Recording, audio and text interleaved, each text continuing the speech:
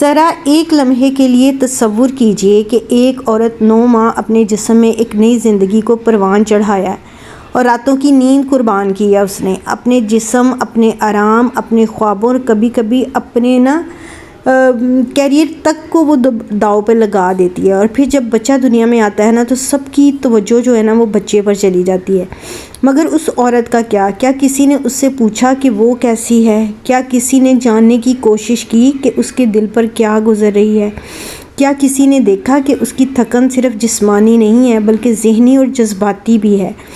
آج ہم اسی تلخ حقیقت پر بات کریں گے کہ دنیا کے بہت سے معاشروں میں چھوٹے بچوں کی ماؤں کے ساتھ کس طرح ناانصافی ہوتی ہے، کس طرح ان کی نفسیات سے کھیلا جاتا ہے، کس طرح ان کا وقت اور توانائی نچوڑ لی جاتی ہے، اور کس طرح مسلسل دباؤ ان کی صحت اور خود اعتمادی کو متاثر کرتا ہے۔ اگر آپ ماں ہیں، اگر آپ کی زندگی میں کوئی ماں ہے، یا اگر آپ سمجھنا چاہتی ہیں کہ ماں بننے کے بعد عورت کن آزمائشوں سے گزرتی ہے، تو یہ ویڈیو آخر تک آپ نے ضرور دیکھنی ہے۔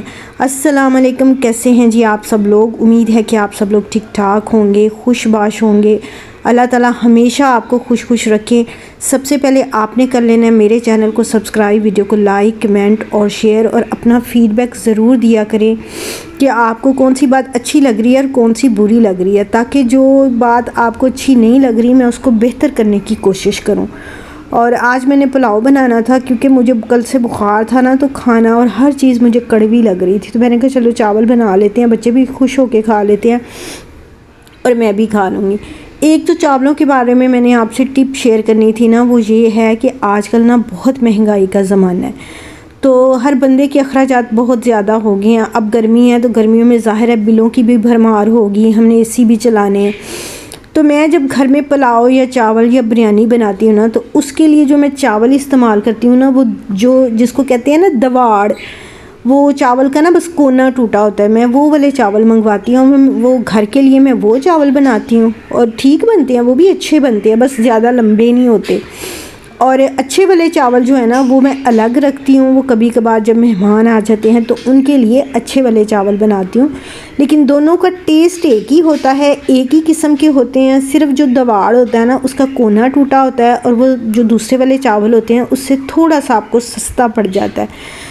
تو اگر کسی کو یہ ٹپ کوئی اس پر عمل کرنا چاہے، میں سب کو نہیں کہہ رہی، اگر کوئی عمل کرنا چاہے تو وہ اس ٹپ سے فائدہ اٹھا سکتا ہے۔ سب سے پہلے تو ہم پہلی بات یہ کر لیتے ہیں کہ ماں بنتے ہی عورت سے سپر ہیرو بننے کی توقع کی جاتی ہے۔ بچہ پیدا ہوتے ہی معاشرہ عورت سے ایک عجیب سی توقع جو ہے وہ وابستہ کر دیتا ہے کہ اب وہ ہر وقت خوش رہے، ہر وقت مسکراتی رہے، ہر وقت بچے کی بہترین دیکھ بھال کرے، گھر بھی سنبھالے، رشتے بھی نبھائے، اپنی شکل و صورت بھی برقرار رکھے اور کبھی شکایت بھی نہ کرے، گویا وہ انسان نہیں ہے، وہ ایک مشین بن گئی ہے۔ اگر وہ تھک جائے تو کہا جاتا ہے سب مائیں یہ کرتی ہیں، اگر وہ رو دے تو کہا جاتا ہے تم بہت حساس ہو، اگر وہ مدد مانگ لے تو کہا جاتا ہے اتنا سا کام بھی نہیں ہوتا۔ یہ جملے بظاہر معمولی لگتے ہیں، لیکن آہستہ آہستہ عورت کے ذہن میں یہ احساس پیدا کرتے ہیں کہ اس کی تکلیف اہم ہے۔ دوسری بات جو اس کو اذیت دیتی ہے وہ ہے نیند کی کمی۔ چھوٹے بچے کی ماں شاید دنیا کے ان لوگوں میں شامل ہو جاتی ہے جن کی نیند سب سے زیادہ متاثر ہوتی ہے۔ رات کو بار بار اٹھنا، بچے کا رونا، دودھ پلانا، ڈائپر تبدیل کرنا اور پھر صبح معمول کے کام کرنا، یہ سلسلہ ہفتوں نہیں بلکہ کئی مہینوں تک چلتا ہی رہتا ہے۔ تحقیقات بار بار یہ دکھاتی ہیں کہ مسلسل نیند کی کمی انسان کے موڈ، یادداشت، توجہ اور ذہنی صحت کو متاثر کرتی ہے۔ مگر جب ماں تھکی ہوئی نظر آتی ہے تو لوگ کہتے ہیں تم تو ہمیشہ تھکی ہوئی لگتی ہو۔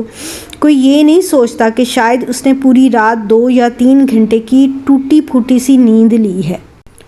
اس کے بعد جو اگلی بات آ جاتی ہے وہ ذہنی بوجھ ہے جو نظر نہیں آتا۔ وہ کسی کو نظر نہیں آ رہا ہوتا کہ آپ کس ڈپریشن میں ہیں، کس اذیت میں ہیں، آپ کی ذہنی حالت کیا ہے۔ گھر کے کام نظر آ جاتے ہیں لیکن ذہنی بوجھ نظر نہیں آتا۔ بچے کا اگلا ویکسین کب ہے، دوا ختم تو نہیں ہو رہی، اسکول کی تیاری، کپڑے، خوراک، ڈاکٹر کی اپائنٹمنٹ، گھر کی ضروریات، رشتہ داروں کی توقعات، یہ سب چیزیں اکثر عورت کے دماغ میں مسلسل چلتی رہتی ہیں۔ نفسیات میں اسے مینٹل لوڈ کہا جاتا ہے، یعنی وہ ذمہ داریاں جو جسم سے زیادہ دماغ کو تھکا دیتی ہیں۔ باہر سے لگتا ہے کہ ماں صرف گھر بیٹھی ہے، لیکن حقیقت میں اس کا ذہن 24 گھنٹے کام کر رہا ہوتا ہے۔ اس کے علاوہ جرم کا احساس پیدا کرنا، یعنی کہ ماں کو مجرم بنا دینا۔ ماں کو اکثر 2 طریقے سے تنقید کا سامنا کرنا پڑتا ہے۔ اگر وہ بچے کے ساتھ زیادہ وقت گزارے تو کہا جاتا ہے اپنی زندگی بھی جیو، اور اگر وہ اپنے لیے وقت نکالے تو کہا جاتا ہے بچے کو چھوڑ کر چلی گئی۔ اگر وہ کام کرے تو کہہ دیں گے بچے پر توجہ نہیں ہے، اگر کام نہ کرے تو سب کہیں گے کہ سارا دن گھر میں تو ہوتی ہو۔ یعنی جو بھی فیصلہ کرے کسی نہ کسی طرف سے تنقید تیار ہوتی ہے۔ یہ مسلسل تنقید عورت کے اندر جرم کا احساس پیدا کر دیتی ہے، اور وہ خود کو ہر وقت ناکام سمجھنے لگتی ہے۔ مطلب اتنی ساری چیزیں جب اس کو اس طریقے سے ہم باور کرواتے ہیں تو اس کو یہی لگنے لگے گا کہ میں ناکام ہوں، میں تو کبھی کامیاب ہو ہی نہیں سکتی۔ ایک اور جو کام کیا جاتا ہے وہ ہے ماں کے وقت کی بے قدری۔ مطلب ایک اور بڑا مسئلہ ہے یہ، ماں کے وقت کو وقت ہی نہیں سمجھا جاتا۔ اگر کوئی مرد 1 گھنٹہ فارغ بیٹھا ہونا تو اسے آرام کہا جاتا ہے، لیکن اگر ماں 1 گھنٹہ اپنے لیے نکالنا چاہے تو اکثر اسے خود غرضی سمجھ لیا جاتا ہے۔ بہت سی مائیں برسوں تک اپنا کوئی مشغلہ، اپنی تعلیم، اپنی فٹنس یا پھر اپنی پسندیدہ سرگرمیاں ترک کر دیتی ہیں، کیونکہ معاشرہ ان کے وقت کو قیمتی سمجھتا ہی نہیں ہے۔ ان کے وقت کو بیکار کر دیا جاتا ہے، ان کو اتنا موقع ہی نہیں دیا جاتا کہ وہ اپنے وقت کو کسی صحیح جگہ پر استعمال کر کے خود بھی کامیاب ہو سکیں۔ بچے کے بعد عورت کی جسمانی تبدیلیاں اور غیر ضروری تنقید۔ حمل اور زچگی کے بعد جسم میں بڑی تبدیلیاں آتی ہیں۔ وزن بڑھ سکتا ہے آپ کی جلد بدل سکتی ہے، بال جھڑ سکتے ہیں، ہارمونز تبدیل ہو سکتے ہیں، پھر آپ کی توانائی جو کہ ڈیفینیٹلی کم ہو جاتی ہے، اور یہ سب ایک قدرتی عمل ہوتا ہے۔ مگر افسوس یہ ہے کہ بہت سی خواتین کو ہمدردی کے بجائے تنقید ملتی ہے۔ پہلے جیسی نہیں رہی، وزن بہت بڑھ گیا ہے، اپنا خیال نہیں رکھتی۔ یہ جملے عورت کی خود اعتمادی پر گہرا اثر چھوڑ سکتے ہیں، خاص طور پر اس وقت جب وہ پہلے ہی جسمانی اور ذہنی تبدیلیوں سے گزر رہی ہو۔ ایک اور چیز جو اس کو تنگ کرتی ہے وہ ہے سوشل میڈیا کا دباؤ۔ سوشل میڈیا نے ایک نیا مسئلہ پیدا کر دیا ہے۔ وہاں پر چیز کامل نظر آتی ہے، خوش خاندان، صاف گھر، ہمیشہ مسکراتے بچے اور ہمیشہ تیار رہنے والی مائیں۔ حقیقت میں زندگی ایسی نہیں ہوتی، مگر جب ایک ماں مسلسل یہ تصاویر دیکھتی ہے تو وہ اپنے آپ کا موازنہ شروع کر دیتی ہے اور سوچتی ہے شاید میں اچھی ماں نہیں ہوں، حالانکہ وہ صرف دوسروں کی زندگی کا بہترین حصہ دیکھ رہی ہوتی ہے۔ ابھی تک تو ہم نے یہ سارے مسائل ہی دیکھے ہیں، اب دیکھ لیتے ہیں کہ ان چیزوں کا حل کیا ہے۔ سوال یہ ہے کہ اس صورتحال کو بہتر کیسے بنایا جائے۔ پہلا قدم، ماں کو بھی انسان سمجھا جائے، اسے بھی آرام چاہیے، اسے بھی عزت چاہیے، اسے بھی تنہائی اور سکون کے چند لمحے چاہیے۔ اور دوسرا قدم یہ ہے کہ گھر کی ذمہ داریاں تقسیم کی جائیں۔ بچہ صرف ماں کی ذمہ داری نہیں ہے، والدین دونوں کی مشترکہ ذمہ داری ہے۔ اور تیسرا قدم یہ ہے کہ ماں کی بات سنی جائے۔ ہر مسئلے کا حل دینا ضروری نہیں ہے، کبھی صرف سن لینا بھی بہت بڑی مدد ہوتی ہے۔ چوتھا قدم ہے کہ اسے اپنے لیے وقت دیا جائے، ورزش، مطالعہ یا پھر اس کے دوست، یا صرف چند منٹ کی خاموشی، یہ سب اس کی ذہنی صحت کے لیے ضروری ہیں۔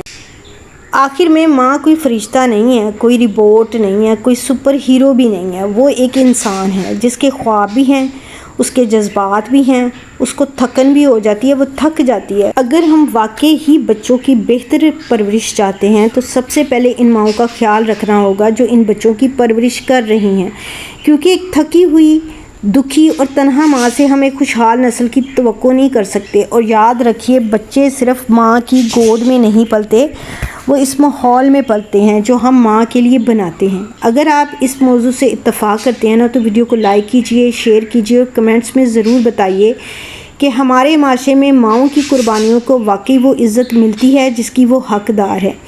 اور اپنا فیڈ بیک ضرور دیجئے گا۔ اللہ تعالیٰ ہمیشہ آپ کو خوش رکھے۔ کل ملیں گے دوبارہ نئے ٹاپک کے ساتھ، نئی ویڈیو کے ساتھ، تب تک کے لیے اللہ حافظ۔